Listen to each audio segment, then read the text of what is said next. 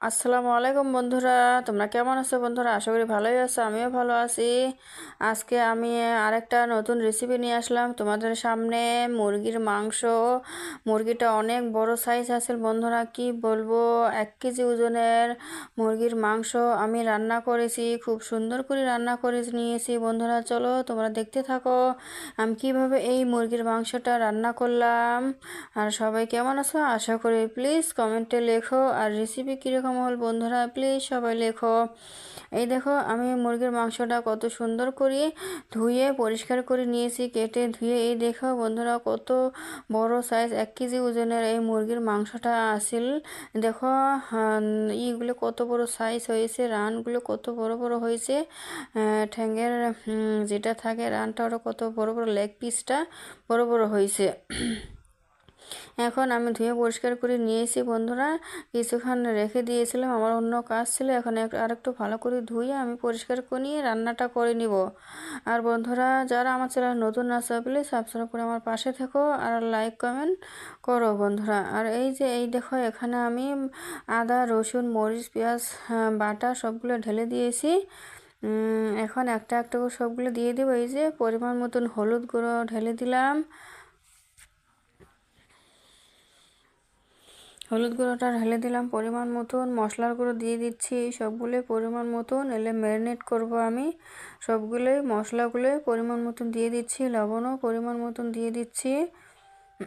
দেখতে পাচ্ছ বন্ধুরা তোমরা সবাই। আর এই মুরগির মাংসটা এইভাবে রান্না করলে তো ম্যারিনেট করে রেখে দিলেও বহুত টেস্ট হয়। আর সবাই এক ধরনের খায় না, এক ধরনের খায়। এই দেখো আমি রান্নাটা ভালো করে মেখে নিয়েছি, পেঁয়াজও দিয়ে মেখে নিয়েছি সবগুলোই। এখন এটা কিছুক্ষণ রেখে দিব বন্ধুরা, 10 মিনিটের মতন রেখে দিয়ে আমি রান্নাটা করে নিব। চলো দেখা যাক। এখন এই দেখো আমার 10 মিনিট হয়ে গেছে। আমি কড়াতে সরিষার তেল ঢেলে দিয়েছি, একটু সামান্য পেঁয়াজ কুচি দিয়ে দিলাম, দিয়ে একটু আমি হালকাভাবে নেড়ে চেড়ে নিব, একটু লাল লাল করার জন্য নেড়ে চেড়ে নিব। আমার মশলা মাংসগুলো তো সব ম্যারিনেট করে রেখেই দিয়েছি। এখন আমি তেলটা ঢেলে দিয়ে একটু পেঁয়াজটা লাল লাল করে আমি মাংসগুলো ঢেলে দিব কড়ার মধ্যে। আমি তো এইভাবে রান্না করলাম মুরগির মাংস, তোমরা কিভাবে রান্না করলে প্লিজ সবাই কমেন্টে লিখো বন্ধুরা। আর এখনও পর্যন্ত যারা আমার ভিডিও দেখে লাইক করে নেই প্লিজ লাইক করে দিও। মুরগিটা অনেক বড় আসিল, সেই টেস্ট হয়েছে এটা। 1 কিলো ওজনের মুরগির মাংস আসলে। এই যে এখন আমি ম্যারিনেট করা মাংসগুলো সবগুলো ঢেলে দিচ্ছি, দিয়ে আমি ভালো করে কষিয়ে নেব বন্ধুরা। মাংসটা কিন্তু ভালো মতন কষিয়ে নিলেই টেস্ট হয়। যে এখানে আমি কিছু এলাচ, তারপরে দালচিনি, ছোট এলাচ বড় এলাচ দিয়ে দিলাম বন্ধুরা। এখন এগুলো আমি ভালো করে নেড়ে চেড়ে নিব, একদম নেড়ে চেড়ে নিয়ে ভালো করে কষিয়ে নিব বন্ধুরা। যে কোনো রান্না ভালো করে কষিয়ে নেওয়ার মধ্যে কোনো টেস্ট হয়। দেখো বন্ধুরা অমনি জল ঢেলে দেওয়া যায় না, তেলের মধ্যে ভালো করে কষিয়ে নিলে ওই মাংসটা সেই টেস্ট হয়।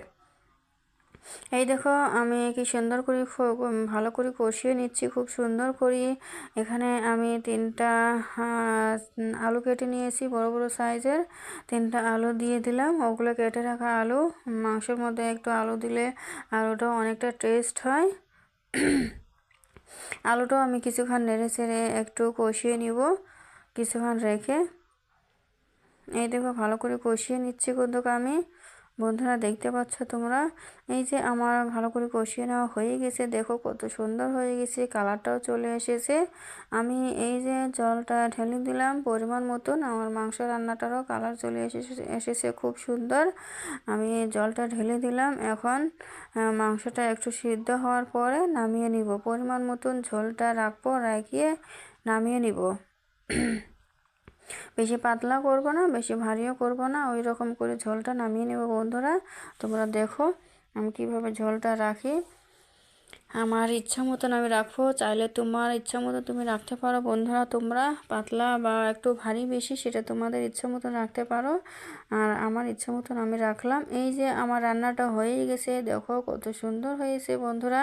এই দেখো কত সুন্দর করে রান্নাটা করে নিয়েছি, একদম ঝোলটা নয় পাতলা নয় ভারী, খুব সুন্দর কিন্তু হয়েছে এই মুরগির মাংসটা।